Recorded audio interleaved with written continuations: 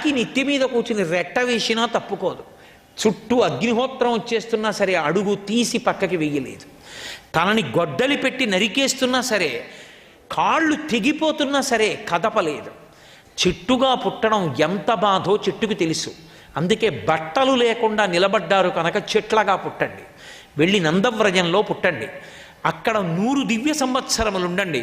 ఒకనాడు పరిపూర్ణావతారంగా కృష్ణుడు వస్తాడు.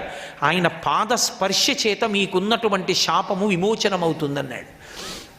ఆయన కూడా ఎందుకు ఇచ్చాడు శాపము అంటే, వీళ్ళు కలవారిసుతులమనుచును కలకంఠుల తోడ కూడి కానరు పరులన్ కలలోనైనను వీరికి గల కావరమడగించి బుధుల చేర్చుట యొప్పున్నన్నాడు నారదుడు. మహాత్ములైన వారు శాపం ఎందుకు ఇస్తారు అంటే సరిదిద్దడానికి ఇస్తారు. ఇప్పుడు కృష్ణ పరమాత్మ రోటితోటి 2 మద్ది చెట్ల మధ్యలోంచి వెళ్ళినప్పుడు ఆయన యొక్క పాదస్పర్శ వలన 2 మద్ది చెట్లుగా ఉన్నటువంటి నలకూబర మణిగ్రీవులకు శాప విమోచనమైంది. శాప విమోచనమై వాళ్ళు కృష్ణ పరమాత్మని ఒక మాట అడిగారు. భాగవతంలో అనేకమైనటువంటి పద్యాలు ప్రార్థనకి సంబంధించినవై ఉంటాయి. ప్రార్థన అన్న మాట అన్నిటికీ అన్వయమవదు. ప్రార్థన అన్నది 2 లక్షణములు ఉంటేనే అన్వయమవుతుంది. ప్రార్థన అనేది ఏంటంటారో తెలుసా? లోపల ఒక భావన ఉండాలి. ముందు కాలమునకు దురితమునకు మధ్యలో జీవుడు నలుగుతాడు.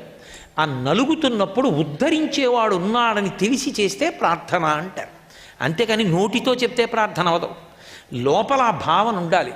కాలమునకు చేసినటువంటి దురితమునకు, మీరు ఆ మాట పట్టుకున్నారో లేదో, ఇప్పుడు దురితము అని ఉంటుంది, నేను చేసిన పాపకర్మ ఉంటుంది, అది నాకు తెలియదు, పరమేశ్వరుడికి తెలుస్తుంది. నేను ఎప్పుడో అలా వెళ్ళిపోతున్నటువంటి కుక్కని నిష్కారణంగా రాయి పెట్టి కొట్టాను అనుకోండి, దాని కాలుకి దెబ్బ తగిలి అది కుయ్యో కుయ్యో కుయ్యో అని ఏడుస్తూ ఆ కాలు ఈడుచుకుంటూ వెళ్ళి 2-3 రోజులు బాధపడింది అనుకోండి, పరమేశ్వరుడు ఏం చేస్తాడంటే, నేను నిష్కారణంగా ఒక కుక్క కాలు మీద రాయి పెట్టి కొట్టి కుక్క బాధపడి 3 రోజులు కాలు నిప్పితో అనుభవించినందుకు ఈ చేసిన పాపాన్ని మళ్ళీ నా కాలు కూడా నిప్పిటేట్టు చేసి తీసేస్తాడు. నేనేమనుకుంటాను, ఇవాళ అక్కడికి వెళ్ళాలి, ఇక్కడికి వెళ్ళాలి, ఈ పని చేయాలి, ఆ పని చేయాలి అనుకుంటాను. కానీ దురితమునకు ఫలితం ఇచ్చేవాడు ఎవరు? ఈశ్వరుడు. ఆయనకి తెలిసి ఎప్పుడేమి ఇవ్వాలో. ఏ మేడమిట్లో దిగుతున్నప్పుడు కాలు స్వాధీనంలో ఉండదు. వైద్యుడు నారాయణ స్వరూపుడు. ఆయన అంటాడు, ఇవాళ నువ్వు అడుగు వేయకూడదు, వెళ్ళి పడుకో అంటాడు. ఇప్పుడు ఏమైంది? వాడు చేద్దాం అనుకున్న పని కాలమునందు దురితము యొక్క ఫలితం వస్తుంది. అది ఎన్ని గంటల, ఎన్ని నిమిషాల, ఎన్ని క్షణాలకు ఇవ్వాలో ఒక్క పరమేశ్వరుడికి తెలుసు. నా దురితం నాకు కూడా తెలియదు. ఈ కాలమునకు ఈ దురితమునకు మధ్యలో జీవుడు నలిగిపోతుంటాడు. ఈ నలిగిపోవడం అన్నది ఎలా ఉంటుంది అంటే, ఏదో ఇప్పుడు ఇలాంటిది ఉందనుకోండి, ఇలాంటి అంచు, ఈ అంచు దగ్గరికి వచ్చి ముందుకొచ్చినటువంటి వాళ్ళు ఎవరో ఏ పువ్వు కోసం చేయి చాపి వచ్చారనుకోండి, వెనక నుంచి ఒక 1000 మంది వచ్చి తోసేశారనుకోండి, ఈ మధ్యలో ఇక్కడ దీన్ని వెనక్కి తోయలేడు, వేదికని వెనకనున్న 1000 మందిని తోయలేడు. ఇప్పుడు అతను ఏమైపోతాడు? ఆ 1000 మందికి కఠినమైన ఈ వేదికకి మధ్యలో నలిగిపోతాడు. ఈ నలిగిపోతున్నప్పుడు తనని తాను రక్షించుకోలేడు. ఇంకా అప్పుడు నడుము దెబ్బ తినచ్చు, కింద పడిపోవచ్చు, తెగచ్చు, నెత్తురు కారచ్చు.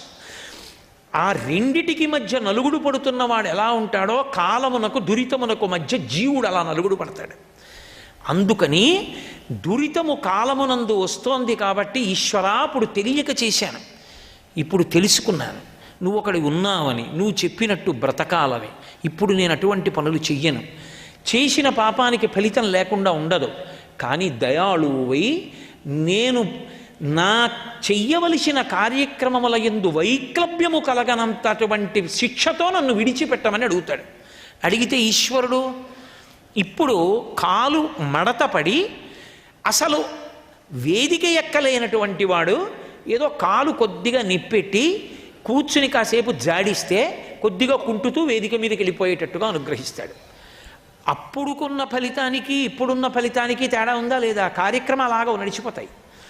ఇది దురితమునకు కాలమునకు మధ్య నలుగుడు పడిన జీవుడు పరమేశ్వరుణ్ణి ఉద్దేశించి చేసి చెప్పేటటువంటి దాన్ని ప్రార్థన అంటారు. సర్వం శ్రీ ఉమామహేశ్వర పరబ్రహ్మార్పణమస్తు. స్వస్తి.